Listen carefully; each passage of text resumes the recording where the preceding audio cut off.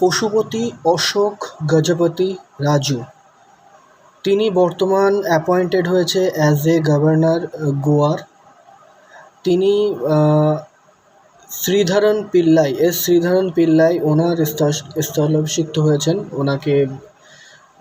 ওনার জায়গায় উনি অ্যাপয়েন্টমেন্ট হয়েছেন।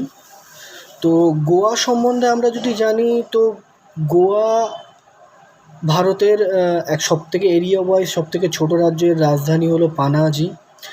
1961 সালে পর্তুগিজদের হাত থেকে গোয়া স্বাধীন হয় এবং 1987 সালে গোয়া ভারতের পূর্ণ অঙ্গরাজ্যের মর্যাদা লাভ করে।